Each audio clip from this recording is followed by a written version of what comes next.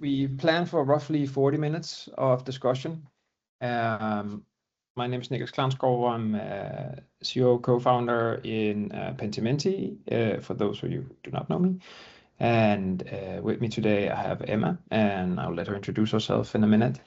Maybe a few ground rules. So cameras are turned off just to kind of keep focus on Emma and me. If you, in the top of the Teams window, click on view, you can change your view to speaker.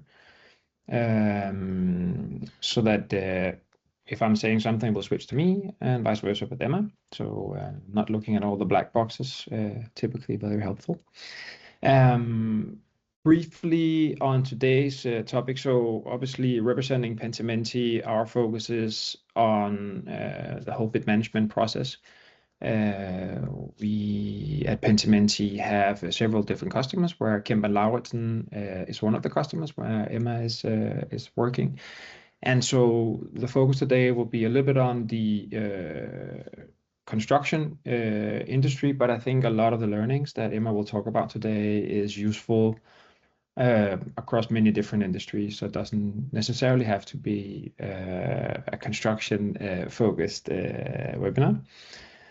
Another thing I'd like you to maybe pay attention to is the currently very short career of Emma, and how far she's actually gotten into both using Pentimenti, talking a bit about adoption in Kemp and Lauritzen, but also the bid management process.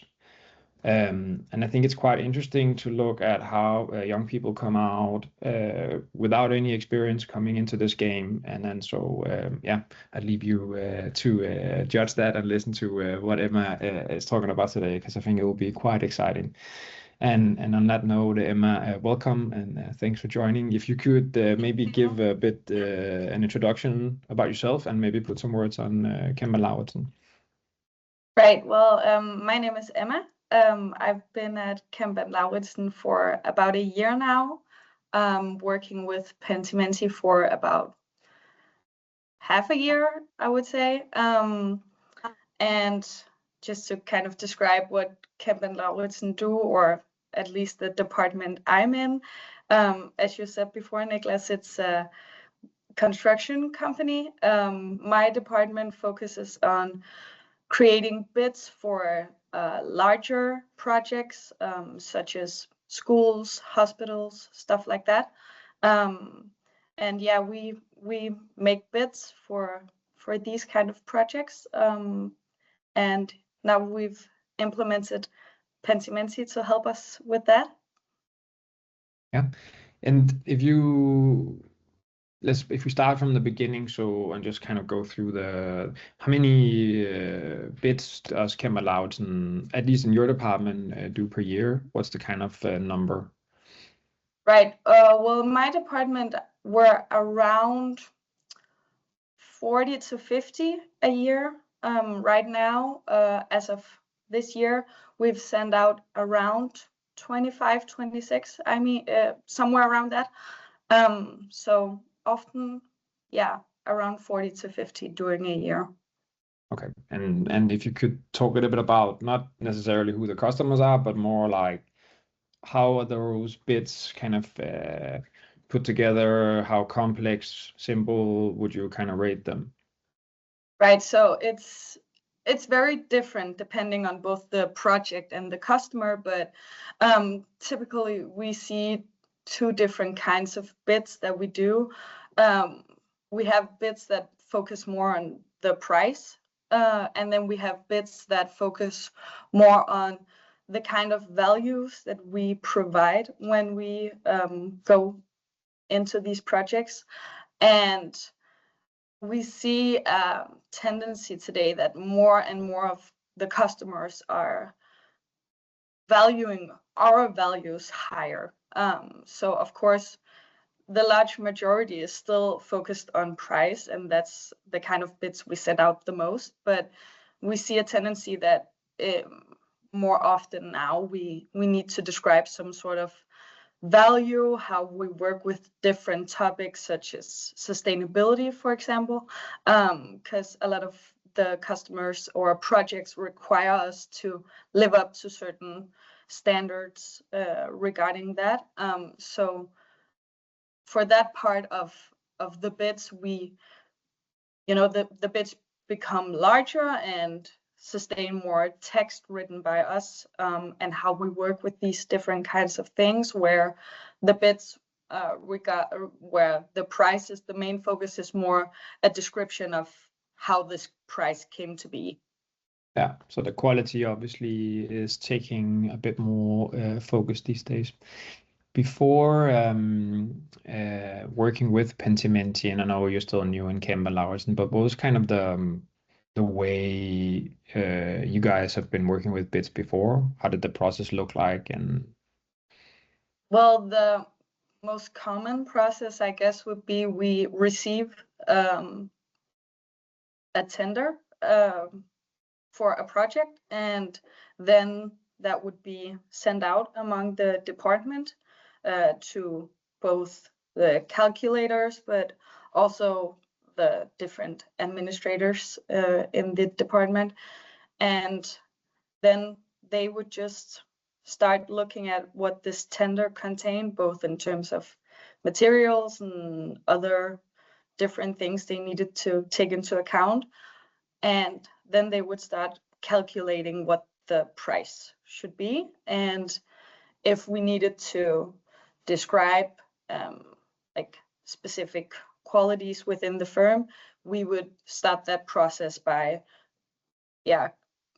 having it spread out across different people, either in this department or getting help from other people around the company.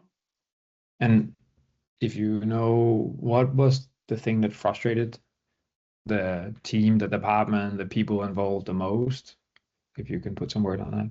Yeah, so well, in my experience, a lot of the frustrations comes from working with the tender and the documents that that they receive is often there's a lot of documents. That's the first part of it. A lot of documents containing a lot of information, but these documents were also, they varied a lot in quality.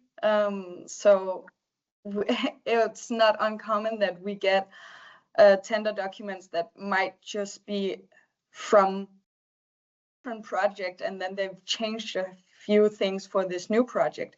And that makes it very hard for the people in my department to calculate a precise price, because there's a lot of things that aren't being addressed in these tender documents, or it says one thing at one point and then another point in the document. So I think a lot of the frustration was working with these very large amounts of documents, but not really feeling like when you took the time to actually go through them, you were smarter than you were before. It was a bit of a uphill battle, I think. And as I recall, these tenders are not small, so No, there's a lot of documents. Right, it's anywhere between, I would say, for us, anywhere between 300 to 1,300 documents. Yeah. These are some big ones. Yeah. And maybe one last question before we kind of dive into the topic. So we meet a lot of companies where knowledge is kind of, sitting in someone's head, or maybe on a SharePoint drive. How was kind of how did the knowledge live across Kemp and Lauritzen when you arrived, at least?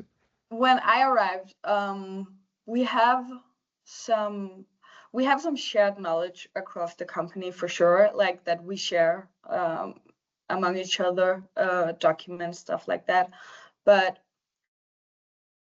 often a lot of the knowledge comes with experience and pertains to different colleagues. So if I were assigned to write something for a bit about how we work as an organization with different topics, I would often have to go to one of my colleagues to get the answers. And I guess you could say there wasn't really, like, when I had the answers, we just used it for that project. It wasn't like it became something shared among us after that. It was just used for that project. Of course, there's a lot of like standard practices that we have shared among us, and yeah. So, but I mean, when you want to get into the specifics, you need to talk to certain people within the company to get more knowledge on that topic. Yeah, I guess it's also hard when you come out, you know, into the company completely new, and then you have to figure out who's the experts, who can I ask. So if we look at you guys now, or Pentimenti customer, how did you get started with Pentimenti, and if you reflect upon that, what would be your recommendation for people starting with Pentimenti? Right. So I was shortly after I started, actually, I was presented with Pentimenti as something that my bosses had been looking into, and asked me if I wanted to get my hands into that whole side of it, which I thought was very interesting and I would love to be a part of. Still very happy about that decision today. But we started out I got some introduction into what the program is, both like in practice, but also what the goal of the program is, how it works. I got access to the website and started using it and exploring, and then quickly after that, I actually started working with the people in my department who calculates the price for different bits. And then I worked with a lot of them to kind of see what could they get out of using this program moving forward, what would be helpful to them. I worked with them trying to obtain more knowledge about how they work, so that I could find like tips and tricks on making it easier for them to get to the part where they can actually start calculating the price. So a lot of the time they used to go through a lot of these tender documents, and tried to find ways within Pentimenti where we could cut down some of that time, so they had more time to do what they're best at, which is calculating. So that was like the first step, because we have a lot of people who sit and calculate the price, and we wanted to embrace as many people as possible from the get-go. So that was kind of the obvious solution to that, but also Pentimenti has like a certain flow that kind of support the natural process of making a bid. And the first step there is you receive the tender and you're gonna start calculating. So that was kind of a natural starting point for us, and I think that worked pretty well. And I can see a lot of the people who were the first to kind of get an introduction to the program are also some of the people who use it the most today. So yeah, I would recommend like following that flow that is built into the program. And if you take a step back and you look at the different type of personalities you have in your organization and their journey into getting an agentic AI solution like Pentimenti on their desktop, like, I mean, there must be different. I know there are, because we've been talking about it, but there is different type of personalities. Like, how do you handle the different, let's say, colleagues? Right. So there's like two types of people, I guess we see, or at least I've what I mostly see when I work with Pentimenti and my colleagues. And I mean, the thing is, AI today is it's everybody has access to it in some degree. So people's experience with it is very different. And mostly I see either people who have experience working with AI, often in these chat forms like Copilot and ChatGPT and Claude and stuff like that, these classic large language models. And then there are people who have minimal experience working with AI. And it's very, of course, you have to kind of like adjust how you introduce these different personalities to AI. And Pentimenti, especially because Pentimenti also is different from what they've seen before. Like as I said before, the program is built on supporting this natural flow of creating a bit. So it's not just opening up a chat and asking questions. There's another flow that they have to learn. And I think for my more experienced colleagues, that's kind of been not the challenge, but what we've been working on the most is kind of getting used to this different type of platform, getting to know like what kind of functions on this platform support this type of assignment that I'm doing. Where for my less experienced colleagues, it's more about how do we get this to be a natural part of how you work. How do we get you to just pull up Pentimenti every time a tender document comes across your desk? So two different ways of approaching it, but equally important, because I want all of my colleagues to get the most out of what the program has to offer. And they're not getting that if either A, they don't use all of the functions, or B, they don't use it at all. So it's, yeah, that's kind of the two main individuals I see in the company, but both very willing to learn. I've been very happy about that. A lot of it's very rarely that we've had any struggles with people. People are usually very impressed with what the program can do. So it's more just finding that angle to personalize it to that one individual. Yeah, and especially I'm always curious about the ones with less experience in AI, because I think that we also build the solution to make it easy for everyone to start using it, even though it's still complex and bit management is really complex. What's the like? How could I start introducing someone who has less experience to the solution? Like, what's your tactic? Do you focus on one part of the system, or do you focus on a specific task, or what's the plan?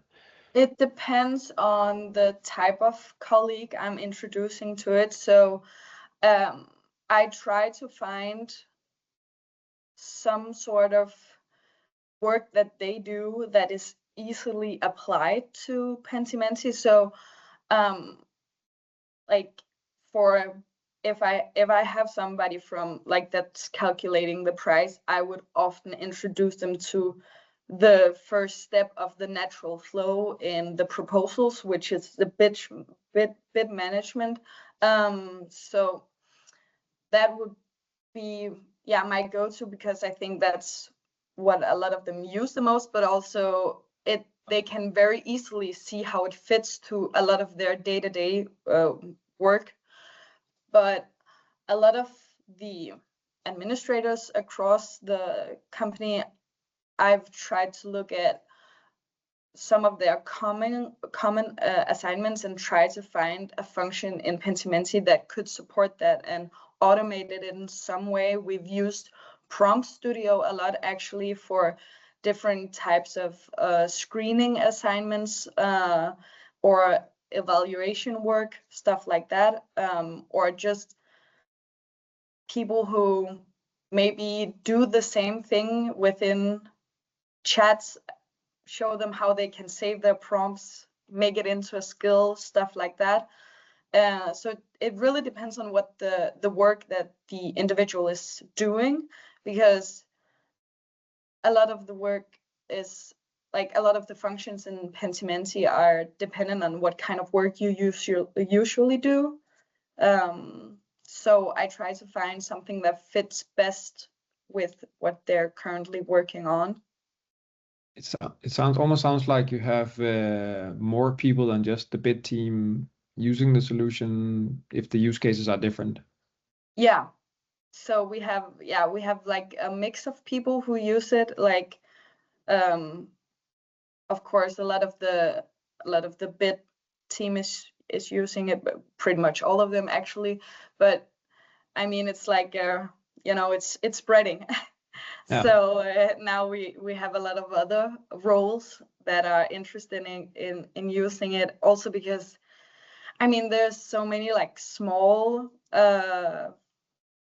I guess you could say like things you can do in Pentimenti that actually make quite a huge difference. Like we have a skill now that produces documents according to like our brand style. And I know a lot of my colleagues are very happy about that. So it's not just a Word document or PDF file that's been generated for different assignments, but that we can have them look as we want, like the colors, the logos, everything like that. There's a lot of ways to customize Pentimenti so it fits the company, and I think that actually makes a huge difference, especially when it's not just one type of role we have on the platform. And since you started in Pentimenti, we obviously have continued developing the solution, and then we introduced Atlas here in November last year, which is for those of you who don't know, the solution is the proposal agent that follows you. Later, we have released it to be available across, so outside projects as well. If you could maybe talk through a couple of examples, like how you see that has changed a bit since you first started and how that is now helping. Right. So I think I have like two very good examples of how the platform has changed to kind of fit this process very well. Of course, Atlas being released, a lot of my colleagues were very happy about that. I think because we have, of course, you create a proposal for these big projects, and you have the whole natural flow of Pentimenti that supports how you create the bid. But sometimes we have like small projects or internal documents that we need to correct or change or stuff like that. And we've just seen that Atlas works on just the quality is so much higher than we've seen in any other of our AI programs. So it's been a big help, and I can see a lot of my colleagues are using it almost daily now to just, if you have these small cases or just a couple documents you need to clarify something on, that's just been a big help, because for us, it's like we have a lot of big projects, mainly big projects, and those follow this natural structure of Pentimenti, but every time we have this kind of small side work, it's such a huge help that we have Atlas available to do that. Another thing we've been very excited about is when we first got access to Pentimenty, we had like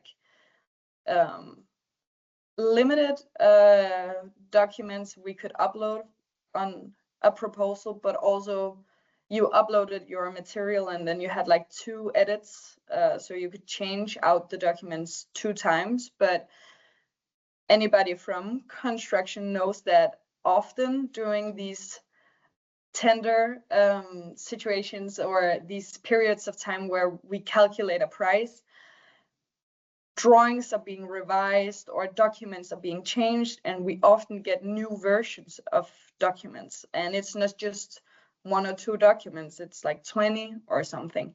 Or we ask a lot of questions regarding this tender document, and then we receive some answers, but then these answers have an impact on the rest of the tender documents, like how they should be understood. So now we're very happy that Pentimenty supports this part of the bid as well, where we can now go into our projects and replace our tender documents, and we can upload different new files, and Pentimenty takes all of this into account, both like the old version, the new version, what are the changes, how does this change the perception of the entire tender. Yeah, that's been a big help, and very excited about that. And of course, just the fact that Pentimenty can take so many of our documents now is also a big help. So that's like 2 of the big changes we've seen in Pentimenty that really support how we work with creating bids. Yeah, and it's not small. Again, we talk about 200, 500 files of tender material. So every time you replace it, it's a lot of detective work. If you don't have the solution to kind of figure out where's the change and how does it impact my response. Yeah, exactly. We used a lot of time manually going over it before, or individually going through each and every one, and now it's just smooth. Yeah. Yeah. I know we talked a bit about, and you also mentioned now a few times, you have this distinguish between having Atlas as like more this recognizable chat interface with an agent that helps you and does a lot of stuff for you, and then you have the process flow. What's your kind of, because when we develop the solution, we always think about like, what does the users actually prefer? And so Sid and I, Sid as the CTO, always discuss like, no, it should only be agentic. Everybody's used to this chat interface. And I'm saying, I think we need a little bit more process to keep an overview. So I'm curious to hear your viewpoint on that.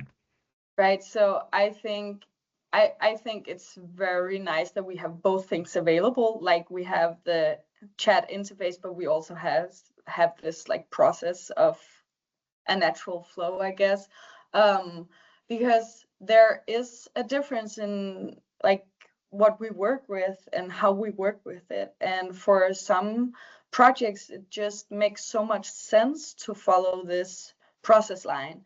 But for other projects, it doesn't demand all of that. It might just need some assistance for a couple of different topics. And I think for our large projects, this process line that's been created in Pentimenty really supports well how we create bids naturally within the company, where I see like a lot of the day-to-day small tasks are being supported by this Atlas chat interface. And then we have like these routine assignments where we actually, a lot of my coworkers are very happy about like the prompt studio. Use that for like routine things where we just need to replace certain documents every time, but the prompt needs to stay the same, right? So we just duplicate that. So I think when we're a company that has so many different tasks all the time, it's very nice that we have so many different functions that support each of them.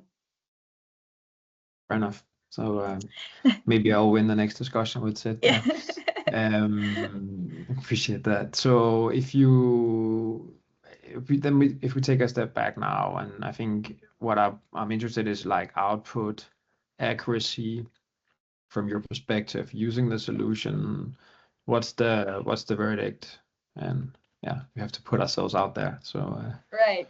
So I think, of course, we had a period of time when we started using Pentimenti where we actually used a lot of our old projects, because that's something a lot of people within the company were familiar with.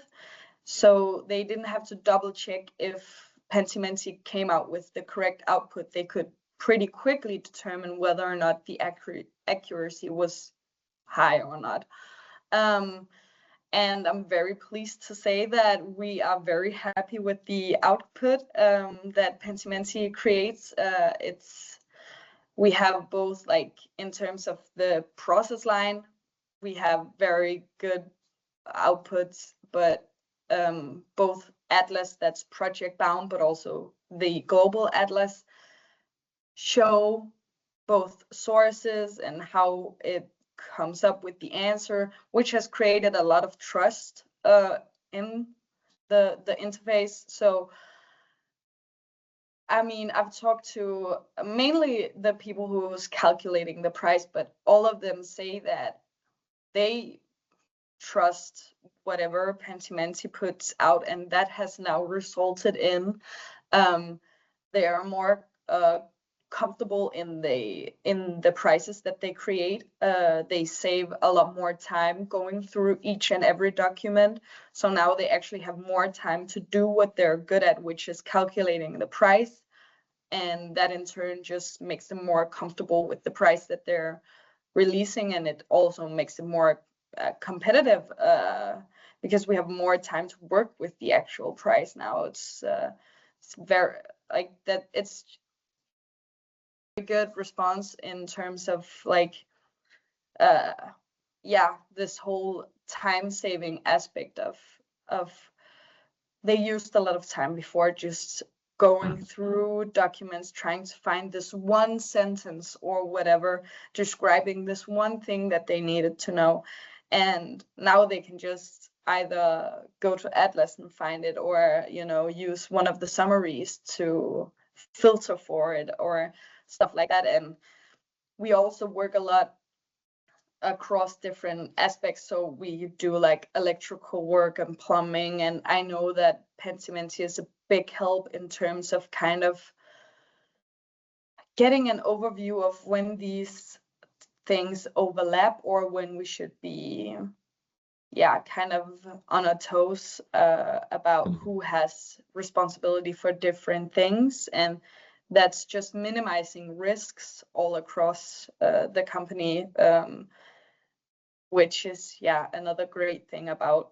how the system works. And I mean, all of these results couldn't be obtained if we didn't think that the results from Pentimenti were actually accurate.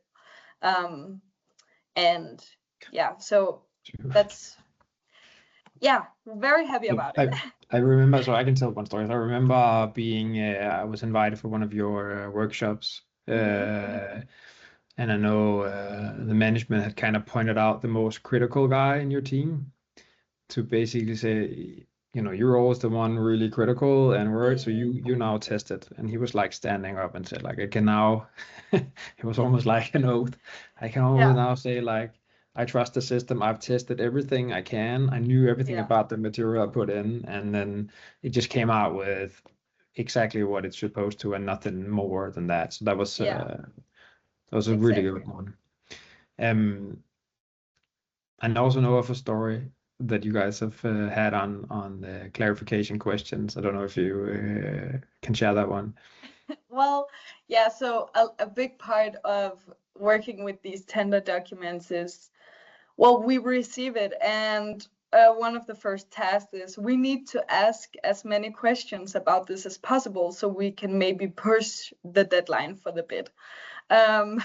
Because as I said before, these tender documents are often quite complex, contain a lot of pages.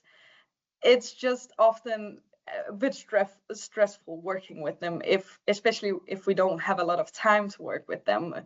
So we tried using Pentimenti for creating a lot of questions. So we've been feeding it with like old overviews of these questions and answers, and yeah, what we usually kind of try to poke at for these tender documents. And I mean, the first try was when we had a project where we didn't have the opportunity to upload all of the material, which resulted in us getting a very long list of questions, which like 80% of them had the answer somewhere else in the documents. We just hadn't uploaded it in Pentimenti.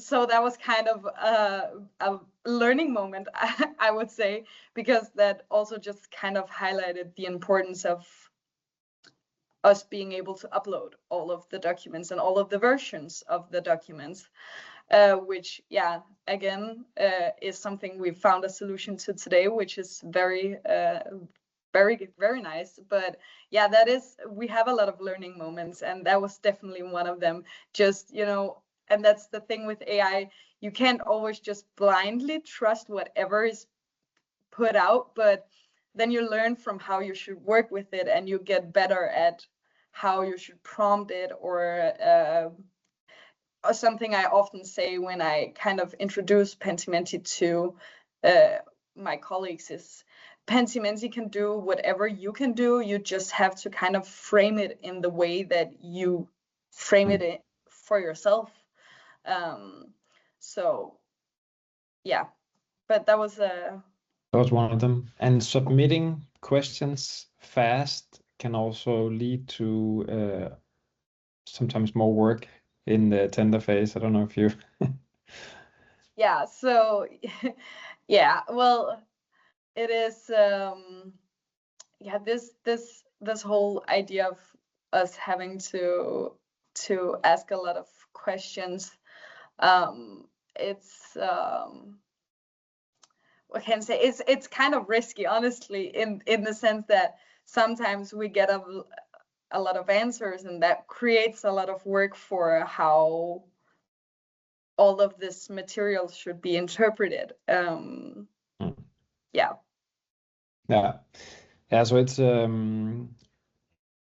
what I understand also talking to other customers, it's good to understand all the actual or potential questions in a tender material, but you have to sit and understand which are the ones you actually send in and which are the ones you keep for yourself, because you, from a strategic point of view, might use it later, or it will help you understand how you need to build the final proposal. Yeah. I also heard a story about someone complaining about you submitting questions too fast, which is another one. But well, when you have the tools to submit questions fast, why wouldn't you use it?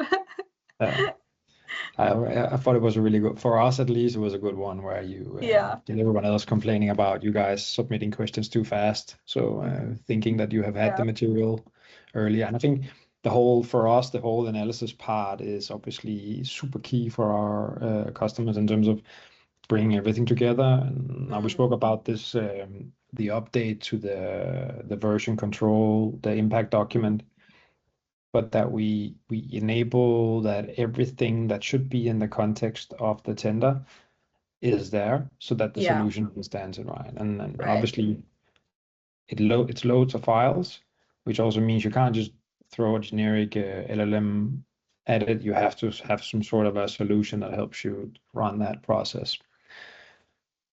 If we look a bit at us, so if you had to look at us, it's like what would you like to be the next from our side in terms of features, process? Right. So, I mean, as I mentioned earlier, the working with you has been a pleasure, and almost everything I've ever hounded you guys about, you've created quickly, which is just lovely. So of course, it's like the deeper we get into working with Pentimenti, the more things, you know, rise. But a lot of the starting hurdles we've already kind of worked out the kinks to that. But I guess if I should point something out that we might be very helpful to us or support our process going like further, that would probably be some kind of feature that makes like collaboration work more like easier to access, because right now we have like we can share different Atlas chats across with each other, and we can access the same projects and stuff like that. But you know, sometimes we need to put things into the same documents, and that whole process we would love if something that could support that. Right now we just share chats with each other where the document is, you know, attached to it. But I don't know if you could make, you know, that's where you get creative, I guess. That's where I promise a lot of stuff on behalf of Sid, and he has to go and fix it. I think it is in part of the roadmap as well to enhance a bit how we collaborate on documents, on attachments, whatever the buyer sends of material. Sometimes the answer has to be put into a certain attachment, and then so that whole aspect of the solution is something we work on. But I think you're right. It is like a how do we collaborate on that document to make sure it's done. Hopefully using Atlas to fix most of it. So yeah, point taken. We will take that back, Emma. Appreciate that. But I mean, a lot of the things we've said you've already fixed, so yeah.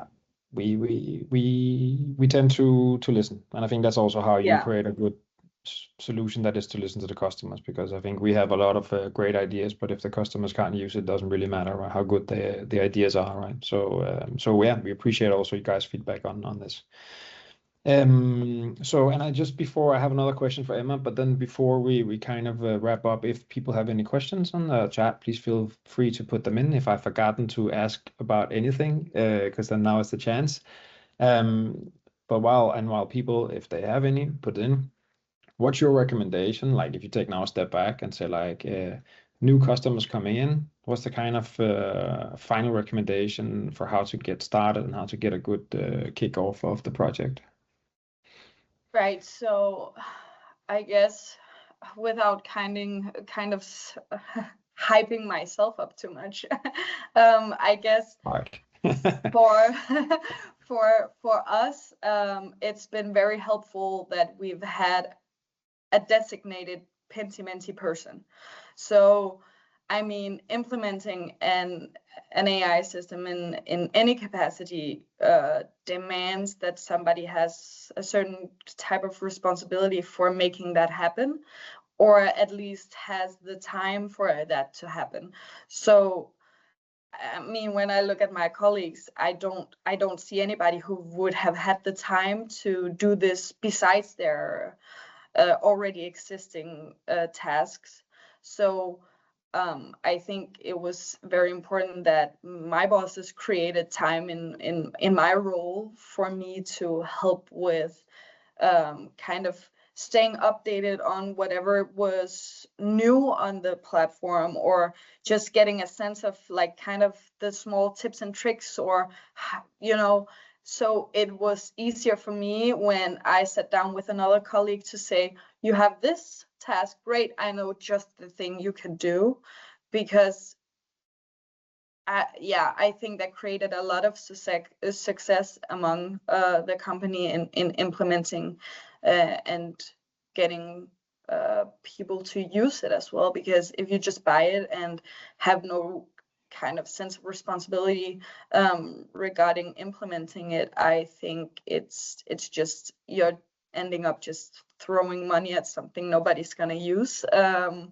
So yeah, I guess it's pretty important to set some time and resources aside for creating success for the program. And if I had to kind of put it on the spot, like the investment in you in Kemp and Lauritzen doing that, is that returning the value for the team? Is that because I mean, here we get an agentic solution in, it's AI should be able to do everything. We don't have to do anything. And now we need Emma or a similar person to kind of get everybody up to speed. What's the view on that?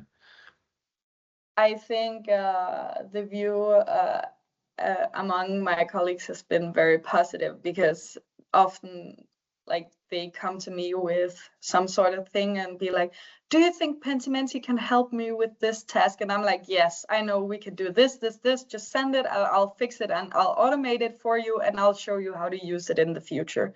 So I think that I mean, in my opinion, at least, I think it's a very positive attitude there is towards both me and the program itself, because I think a lot of people are happy that I can jump in and assist in a way that where they don't have to take that much time out of their schedules to become an expert in this, that, and the third, just to use one aspect of the program.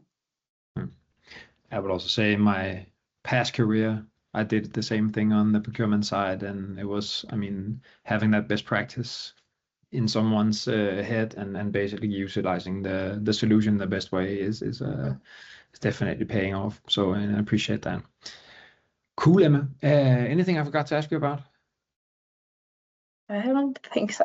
I don't think so. No, I think we've talked about a lot of interesting stuff. Very good, very good. Then I appreciate you taking the time to explain that. I hope everyone on the call got everything they needed from this webinar. I know a lot of the registered will see the recording. Feel free to reach out to Emma or myself if you have any questions while watching the recording. Yeah, and then thanks again, Emma. Appreciate your time. Of course, of course. Enjoy the summer. Thank you, and you too. Thanks. Take care. Bye. Bye.